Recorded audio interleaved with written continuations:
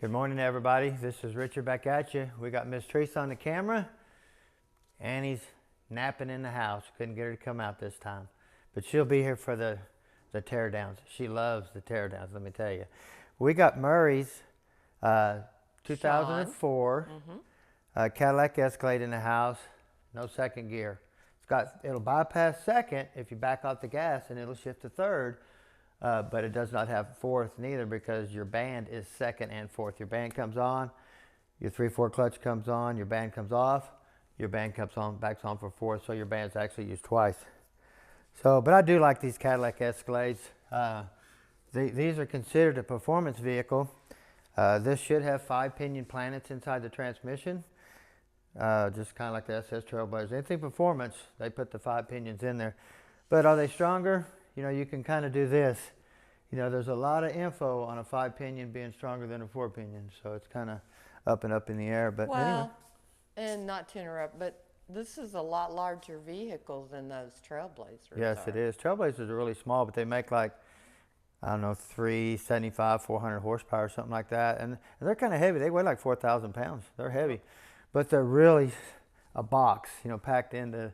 Yeah. You don't want to work on 2 of them like I just have been doing. Let me tell you for sure. So you think stretched out, because this is kind of like, so you'd say this is as heavy as the Trailblazers? I really don't know what one of these weighs. I'd have to look and see. I don't know if does it say it on the door or. Oh, I don't know. I really don't. I haven't really paid attention to that stuff. 16 something. I don't understand it. But anyway, like I said, these are bigger, but you know, they put the 4 pinion planets in 4-wheel drive Suburbans, towing trailers, you know what I mean? So back in the day, so, you know. Right. Now these are packed. Let me get the oil dipstick out of the parts washer. I already put it in. When I went to look at it, the dipstick was broke. We always pull the oil dipstick tube out. If you don't, you won't get the starter out of it. The starter is like an inch away from it, and you can't get the starter snout out of the bell housing, so we pull this out. But this was already broken off. You can see how it's been kind of rusted. So I have to put it back in there when I get the tranny built and set it in there and kind of clean it and tack it, and then pull it back out and weld it around so we don't have to buy a new one.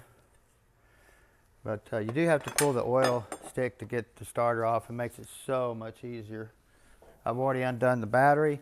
Now we did do a computer check on this, and there was 0 codes. Now when the customer brought it, I tried to scan it with him here. Computer wouldn't talk to the vehicle.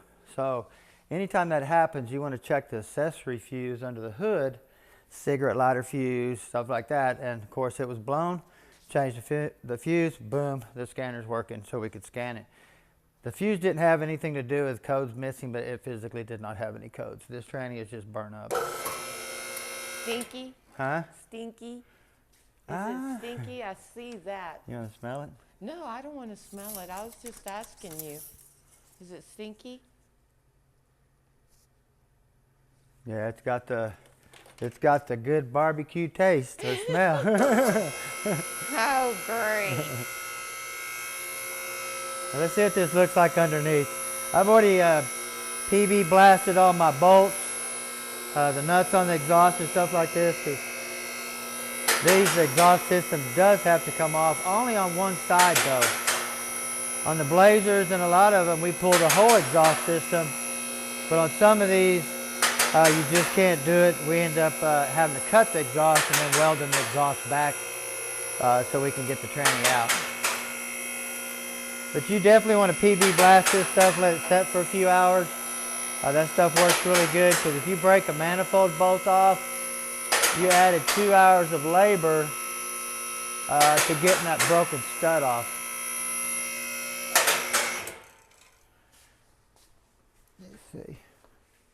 I don't think that they even knew that this was an all-wheel drive. They didn't actually. When they brought it, they told me it was a 2-wheel drive, and I said, "Are you positive? My scanner says it's a 4-wheel drive." And of course, the customer laid under there and looked, and it had axles and it had a front drive shaft. And then his girlfriend said, "I was wondering why it got around so good in the snow." And of course, this is an all-wheel drive. It don't have a selector or nothing. It just goes. Looks like we got a little bit of oil leak through here. kind of blowing back on the pan. Now this does have some issues with the cooler lines up here. I don't have my flashlight, or this cover, we pull this off and then it gives you all the access to the cooler lines up here. And these hoses are really starting to get wet. I mean, it's kind of hard to see, especially the ones over here on the side. I don't have my flashlight. Let me I can kind of see. Can you see it? A little bit, yeah. And I told him that we really needed to see how wet the metal, all that stuff is. Oh, yeah. That's small seepage. Of course, there's one going up there too. So we replace all that stuff and go back with new hoses. Now this does have a cooler on the front of it too, and we're going to be looking and seeing what size cooler it has, because they do make a good cooler and a bad cooler for these things. One of them was too small and didn't do nothing, was just in the way. And then one of them that actually they had on there that did do something. So That's what. But that looks like we have a hose. It looks like the front differential hoses, vent hoses, is hanging here against the axle. Yeah. We need to move that. But I believe if you look at this, if you come back over here, Miss Teresa, you can see this differential's been painted, so it's had a front differential put in it. A little bit of oil leak, it looks like. We're going to check the rear main seal, and then of course we'll be putting a front transfer case seal in it too. That front output seal looks dry, the rear output seal looks dry, but the front input seal we always replace that way we don't have issues with the transmission and transfer case swapping fluid. Sure. It looks all original, doesn't it, Teresa? But you can see here on this exhaust system, look here, Teresa, on this, how hard it is to get off. You know, you got two nuts, a bolt or a stud here with two nuts, and then you got this clamp. Well, this is rusted in there really good. The nuts comes from the top, so it's even hard to get that off right there. So we leave the driver or passenger side mounted. We take this loose, and then we will physically come in here, and I can cut this off right here and move this driver's side section out of the way, and I can get the tranny back out. And then when we put the exhaust back up, we line it up with the cross member out of it. That way we can get a really nice good bead back on this and weld it back, because you'll waste so much time and hours trying to get that off there with all that rust on there. It's not worth it. Can't bend my head up no more. Getting a kink in your neck? Oh, yeah, like no other. Well, I'm fixing to get after it. Miss Teresa's going to go in there and make lunch. I believe it's a little after 12. So, and I'm going to get this out and get it on the bench, guys, and we'll be back shortly. Okay, everybody, we got Sean's 04 Cadillac Escalade 4L60 out of the vehicle. We did notice that the rear main seal was leaking, so we ended up putting the rear main seal in cover and gasket. You can actually buy that in a kit, and just instead of the rear main seal, you get the seal, the cover, and the gasket all in one box. So that's what we did on this one. The gasket around it always gets hard, leaks around the top, runs down. So sometimes it's kind of hard to find, so it's just replaced the whole cover. But anyway, Annie thinks it's cold this morning. It is cool this morning out, isn't it? Yeah. It is cool, let me tell you. So I got a little blanket on her this morning. Are you enjoying your blanket? It's funny that she's just laying there with that on there. She likes it though. She didn't like him at first, but now she realizes that it keeps her warm. So, but anyway, yeah, for sure. She's so adorable. And we want to thank you for recording, Miss Teresa, always. But we got this unit sitting over here. This thing has no second gear. There wasn't a whole lot in the pan.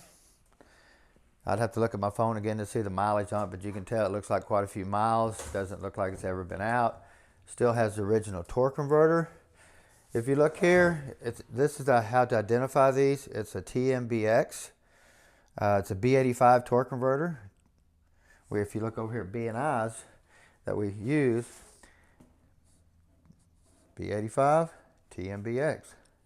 Actually, we're doing 2 of these units. We got another one here.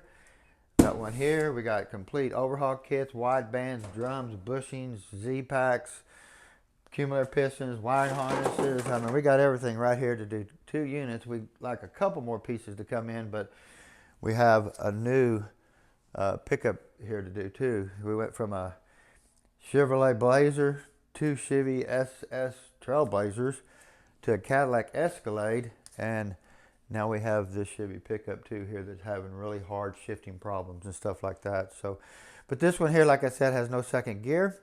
And there really wasn't a whole lot in the pan, so I'm kind of curious to see physically what's going on here.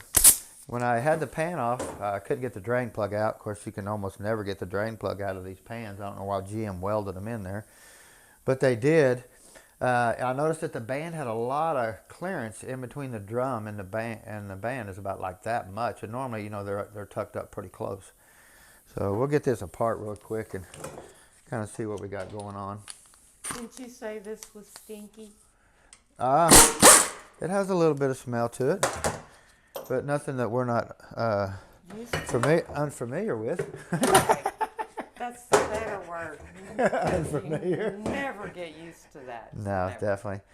We have our four-wheel drive adapter here. You have an O-ring here, a square cut O-ring. Actually, it goes here, seals it to the transmission. Then you have a gasket here, which a lot of times we don't use the gasket, don't like the gasket because it leaks. We always put a bead of silicone around here and through here so it'll never leak again. I always have good luck doing that.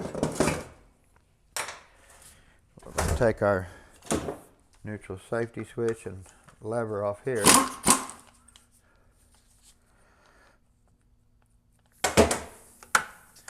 A lot of times people will tighten this nut and it flares this out right here, so it's hard to get this off.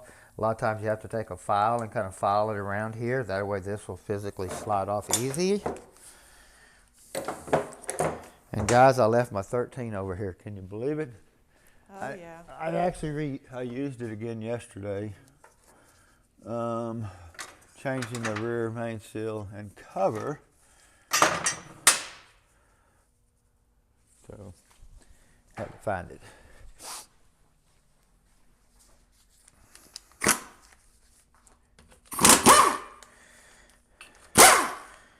It's real easy to put these back in. Just line your bolt design up and it'll be back right where it needs to be. If you're buying a new one, it does have instructions with it. See how that got tight there?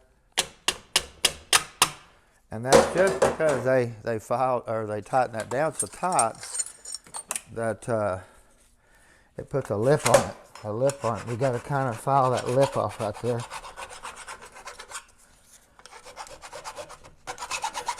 You can actually feel your file grabbing it, so see if that helped it there. Don't take a lot usually. A lot easier to get that off. Then you can come back and refile it a little bit more once you get it off there. Now we're going to leave our servo on because I'm going to test our band and see how much travel we have on this to see what the band clearance is set up at. So, or see how bad it's wore out, I guess you could say. Let me flip that rug around. I already took all these bolts out, but one. Because a lot of times you can't get them out, and I don't want to have to start another video just to do it. It's terrible. Yeah, there you go. Of course, we have our lockup O-ring here. This looks really squared out, where it's not even round on one side anymore. Looks flat on this side. If this ever starts leaking, you're going to have a P1870 code, lockup or converter clutch slippage codes. If you leave it off, you won't have lockup at all. Then we have our front seal retainer, which I always glue my seals in with 3M, and I glue my retainer on. This thing flops off so much, I think with the seal blow, I just blow this off anyway. So that's why I always glue them both on, and we've never had an issue with a front seal leak or anything.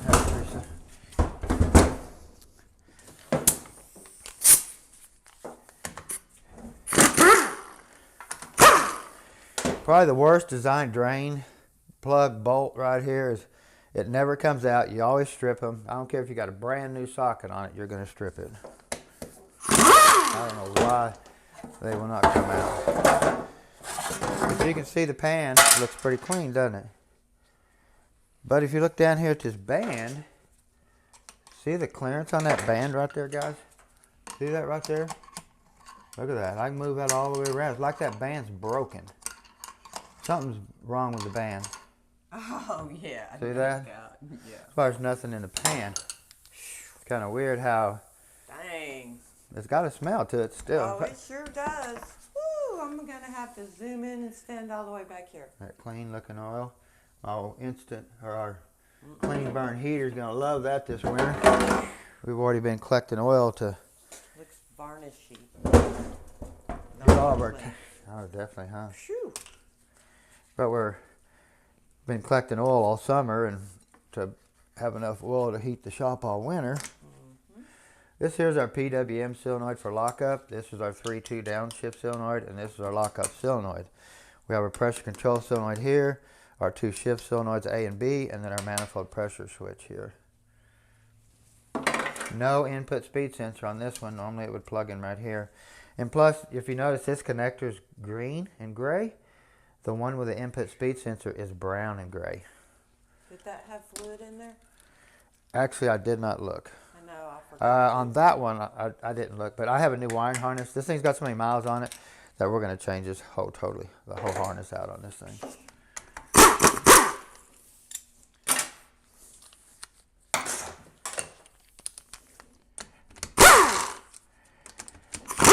Of course, you have to pull this solenoid off to get this one out of the way, or get that one out of the way to get this one out.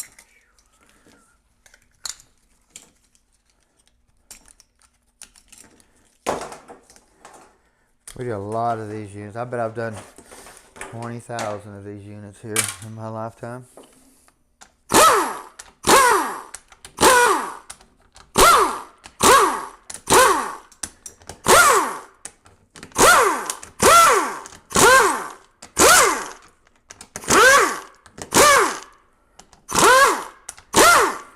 Say we got both our SS Trailblazers gone. That was a hoo-hoo, let me tell you. Shoulder's doing fabulous, no pain, all kinds of crazy movement. Really happy with it.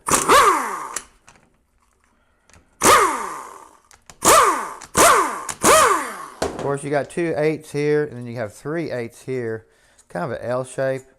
And these bolts are longer, so you don't want to stick a long one here. You want to make sure you put these 3 here, the 8 millimeters, and your little short 8s there. Of course, you got your manifold pressure switch. All these are little micro switches here. When these fluid pressure's on one of these, it tells the computer basically what gear you got it in. You have to turn that fan on and point it this direction. Need a little air movement. Yes, we sure do. This is a small enclosed area. There you go. There you go. So we got winter coming around here, really cool in the mornings now and stuff, or fall. So. Winter. Don't get so quick there. Slow down. So, anytime you see rust on a plate like this, and then if you ever see one of these gaskets stuck to the valve body like this is stuck to it, see, it's like it's glued. And when it comes off, it's not coming off. You're going to spend an hour getting this gasket off this valve body right here. Water. So this has had some type of water in it sometime or another. And it don't take but a teaspoon.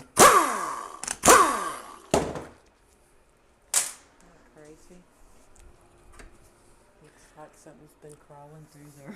Mm-hmm. Of course, we have all of our check balls. Now, we've been doing some experimenting with a new billet forward drum for these units here from FI Transmissions.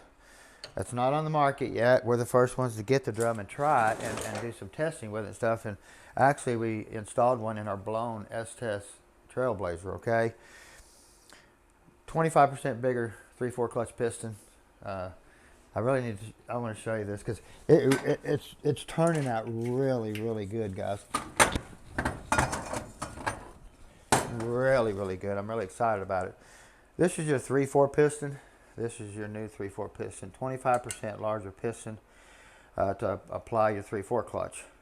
This is going to be a big thing here once it gets rolling. And also, the input drum, it has a steel insert where your input shaft slides into instead of sliding into your aluminum one. These are bad about exploding the drum and stripping out. So now you have a steel insert. So we've already got it in the S-Test Trailblazer. Like I said, it's blown, holding up really good. So hopefully we can, they're doing all the modifications that I recommended to do to the drum. So hopefully we'll get that on the market pretty soon. Now they are going to be at the PRI show in Vegas this year. So that's going to be exciting to... No, that's not PRI. Not That's SEMA. FEMA, I'm sorry. SEMA. Yeah, I'm sorry. I don't know why I keep saying that, but...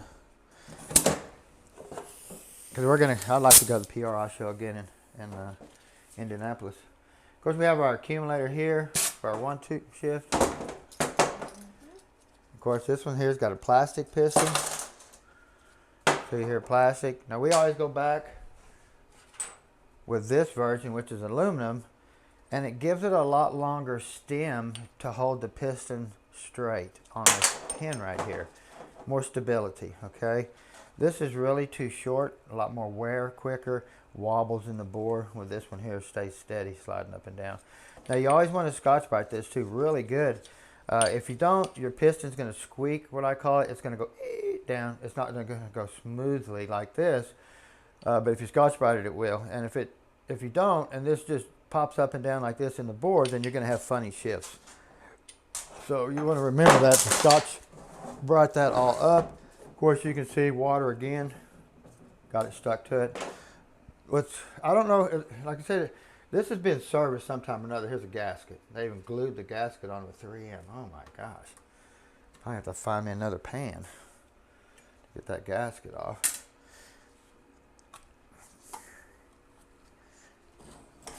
Dang, when I get this off. Oh my gosh. That's not good. It's stuck to the case too. So what we could have had with our band is our lining could have come off. That's why we have so much band clearance. We're going to find out, because water is the worst thing you can do, get inside a tranny, because it'll actually release the glue that holds the lining of the clutches to the plate. Same way with the band. It'll release that. So the plate's still good. Get all the gasket off, Scotch-Brite it up really good. Clean it up good. Of course, you got your servo here for your 4th gear, which we block on every unit that we do. We double stack a piston. We do not beat the check ball in and ruin the case. We just do a double stack. And what we do is we stack this up flush, put a straight edge across there, make sure it's below flush, but stack some washers in here and get it flush. Throw your spring away. Actually, I keep that spring and I use it for something else.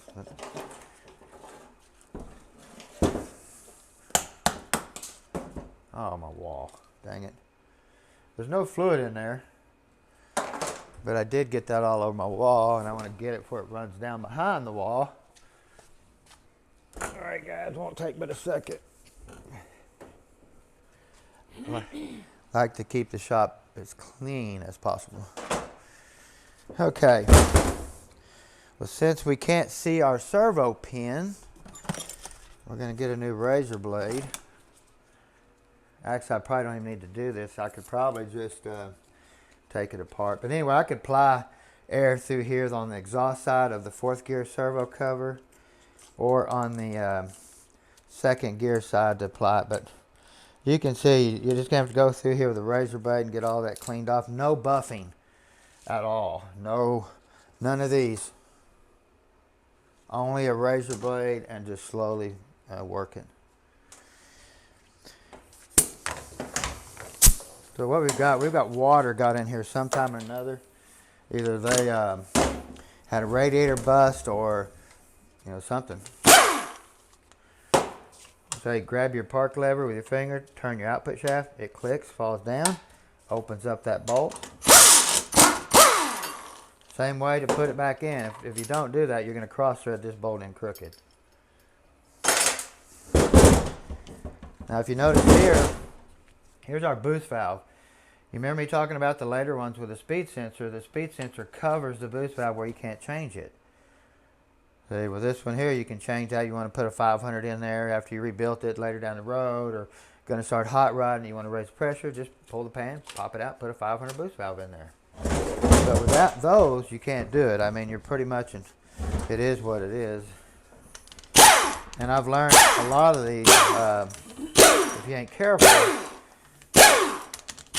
with a 500 boost valve and some of these later ones, you can break the pump rotor real easy, especially with a 13 vane. Now, like our SS Trailblazer, we upgraded, actually we call it upgrade, but it's really down because you're going to an earlier style and going to a 10 vane. But with a 10 vane, the rotor is way stronger than a 13 vane. And I like to come in here and knock this off the anchor, that way you can get this drum out. Like that, pop it through the case. Then you can pull the drum out. Okay.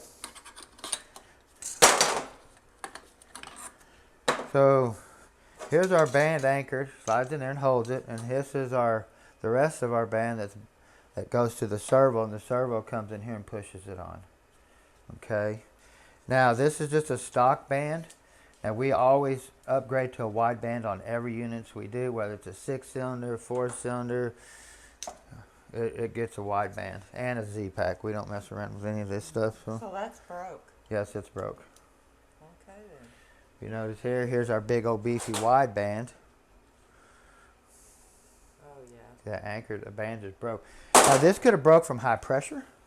You know, we don't know. There's no codes in there, but we don't know if we got a problem with our boost valve. We got a problem with something causing high pressure, and just snap this band off. Because this isn't normally something you see, but it is broken. And of course, you have your drum. You want to straight edge it. I think, see if I got it over here anymore.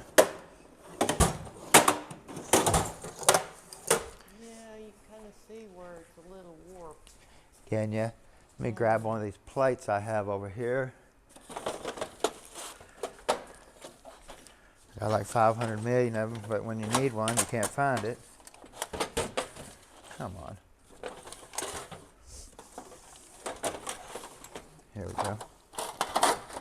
These work really good. And this is basically a drawer separator, but it's the perfect size. I had one over here I usually keep in here that you can stick on there. Of course, you want to grab your flashlight, come in here and look under it and see what you see. Not as bad. You see a little there. Not as bad as that last one. Oh, that last one's terrible. But this drum still needs to be replaced. And I hear people are machining them, coming here, taking a lathe and kind of taking a little nick off of there and straightening it up that way. But we've got 2 brand new drums here. We've already knew what was coming in, so we just replace them. We don't machine them off or anything like that. Of course, you have your reverse clutch. This is actually called a reverse drum, even though your band goes around for 2nd and 4th. And you have your reverse clutch. Like I say, I don't see any lining falling off, like water being in here, because normally you can take a clutch, throw it in a bucket of water, come back the next morning, and the metal will be laying in the bottom of the bucket, and these pieces of clutches will be floating. That's how quick it will release the glue off there. Water will.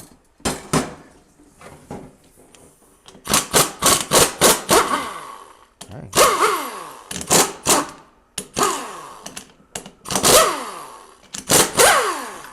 Almost sounded like they had Loctite on them for a second.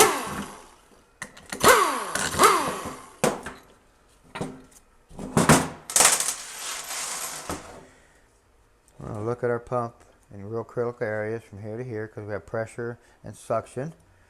You can see the staining, but there's nothing there. It's just staining. Same way here.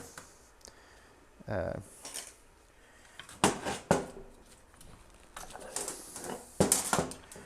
course, this is a 13 vane rotor. And what I mean by 10 vane, they do away with 3 of these paddles, and it gives it more room between here and here and here and here where they break right here. This hole will be moved over this way. This hole will be moved over this way, away from this lug, because they break right here if you ain't careful, put too much pressure to them. Of course, you have your pump slide spring, which is a dual, but I do have I don't know what I did with it.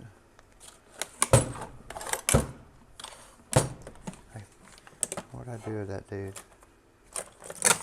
Thought I throwed it right up in there. But anyway, they make a single spring, a cone spring.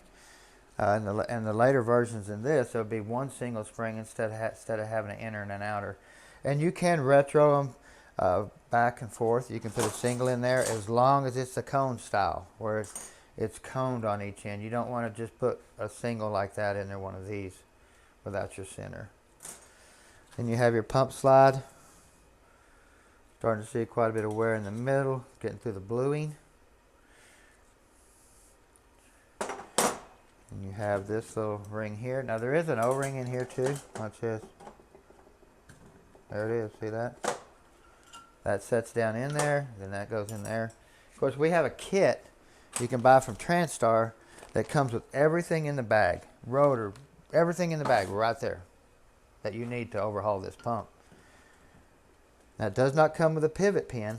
It does not come with this pin. And then you want to look here because these are really bad about wearing, and you can see it right there. I can feel it with my screwdriver. Ding, ding, ding, ding, ding.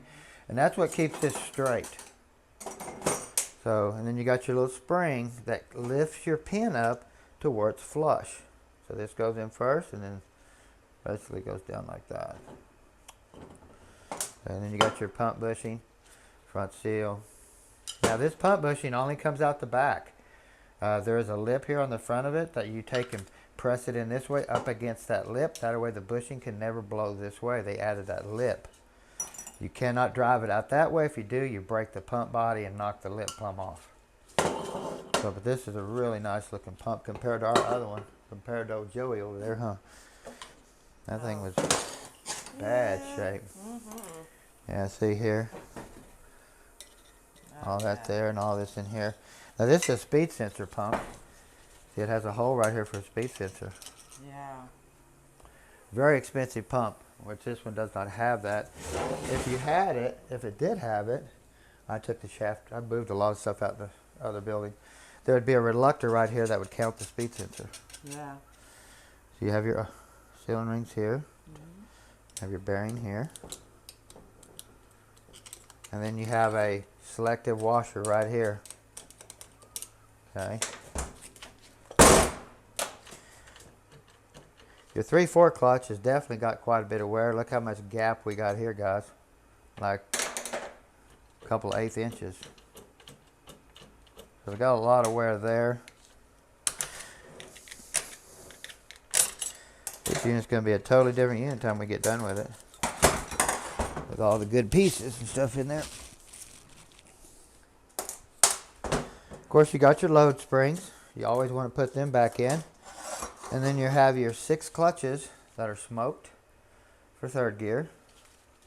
Which, like I said, we go back with a 14. And we have our forward and our engine brake down here.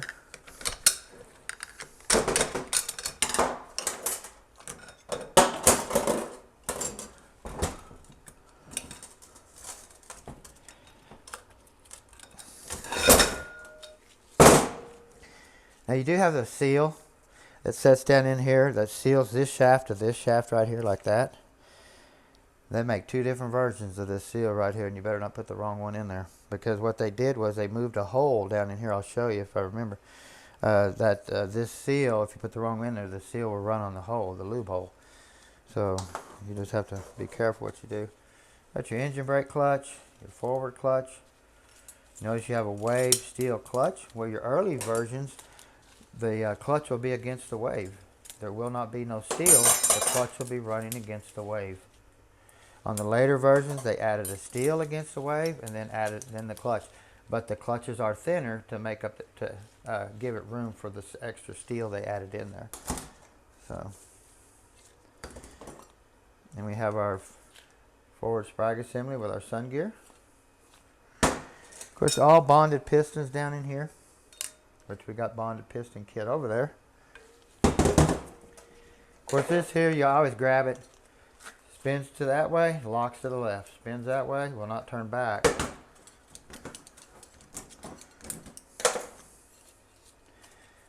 These will always, if they have a brass one like this, you're always going to find wear right here. Always are going to find wear. You're going to replace these. I don't know why that don't like brass, but it doesn't. And then of course we have our forward sprag. It's a single cage, a little cheap looking thing. The new one we got, it's a totally different duck. I mean, it's dual caged on the inside. It's a really beefier sprag that we'll be putting in this thing. We always throw these away. Of course, you have your inner race. You just want to make sure there's no chattering marks or grooving or anything. You can just, if it looks good, Scotch Brite it up, put it back together, put some new bushings in here. Just make sure you always countersink your bushings on this sun gear right here. Okay, let me get this. I'm going to take this servo out now since we didn't take it out before and we realized what was going on with the band. But that's, you said that's the reverse band, right? No, that's your second fourth gear band. Oh, okay. Yeah. Sorry. This tranny does not have a reverse band. It has reverse clutches. Okay. So it's got a reverse clutch in this drum and your low reverse clutch right here. They both come on, you back up. Okay. That's why if you notice in reverse, your pressure doubles because it's applying two things to back up, where in forward, you're only applying one clutch to go forward. So. Okay.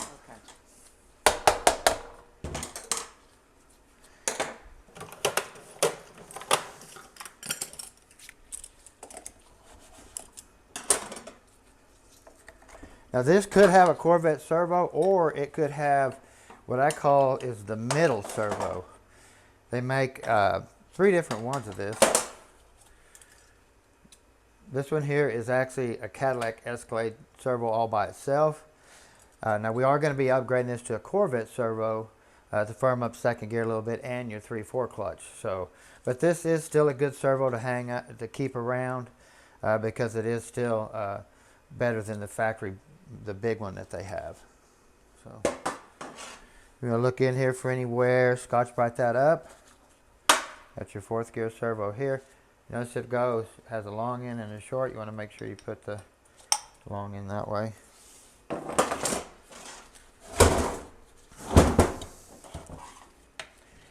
Now you remember all the Cadillac the Escalades were considered a performance vehicle, so just like the SS Trailblazers, a performance vehicle. So they added 5 pinion planets all the way through it, okay?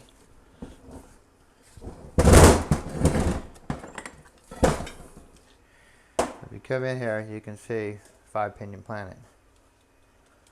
You remember on our SS Trailblazer, which the customer took all his stuff home because he wanted it for souvenirs, the planetaries were purple.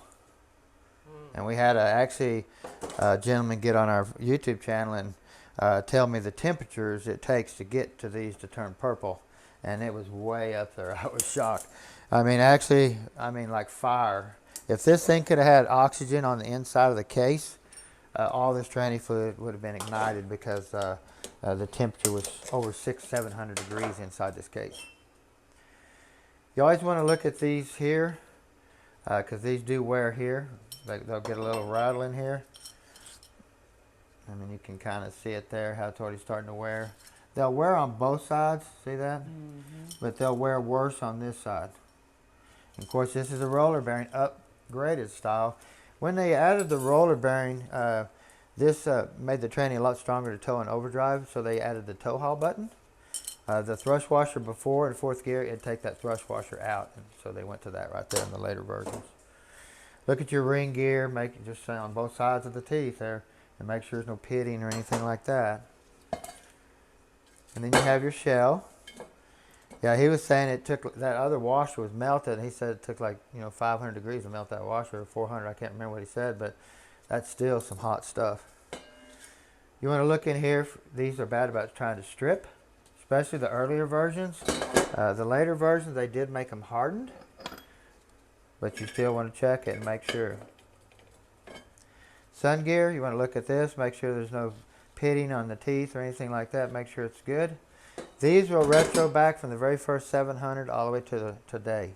That has never been changed. And then we're going to get our snap ring out of here that holds our center support in. Maybe.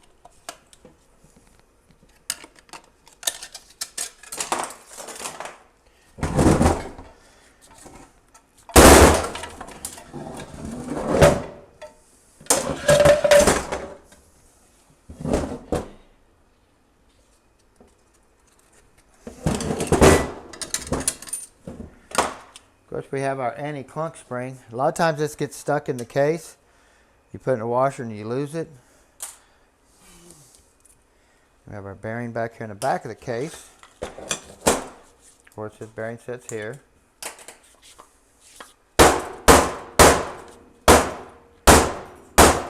Normally that just slides in and out, but if you notice, they do stake it.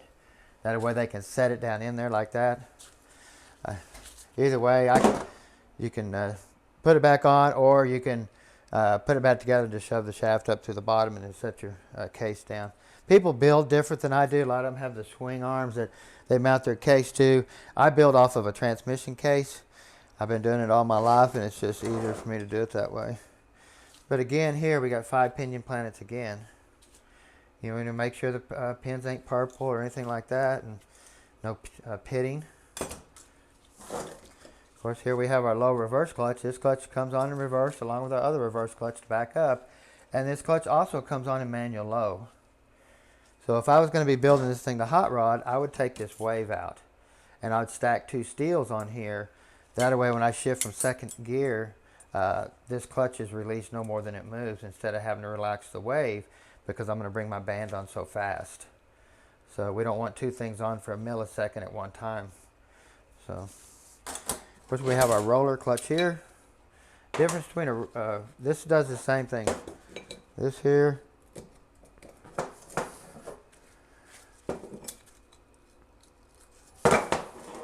Get it back in there. Don't be hard on me. There we go. This does the same thing. This will spin this way, but it will not go back. It does the exact same thing this does. But if you notice, this has rollers. But they do the exact same thing. I don't know why they never put one of these back here. Guess this works so good. Now they did upgrade this to a wider rollers from the early design to the late, but it will retro back as long as you use the support. Now anytime you go changing parts on these, you want to remember they make 2 thicknesses right here. They make a tall and a short.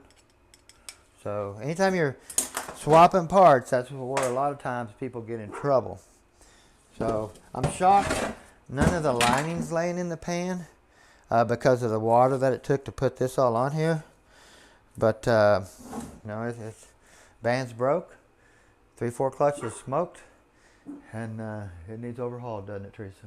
Yep. With all the tender loving and care that we can give it. Yep. Hey, we put our rear main seal and cover on, so I'm going to get this in the washer and get it cleaned up today, and I'm going to be driving this today by dark. Right, Teresa? For sure. We want to thank you guys for watching. It's been an exciting adventure that we've been going on for the last 5 or 6 years. It's been really fun doing this stuff and showing everybody how these work, and a lot of people using my videos to learn. So we're really excited about that too. I want to thank Miss Teresa for recording, and Annie over here still under a little blanket. Look at her. She's so cute. Let's see. Aww. Go check out our merch store. It ain't much, but it does help us a little bit to get out here and keep on being motivated. And again, we want to thank Miss Teresa, and y'all have a fabulous weekend.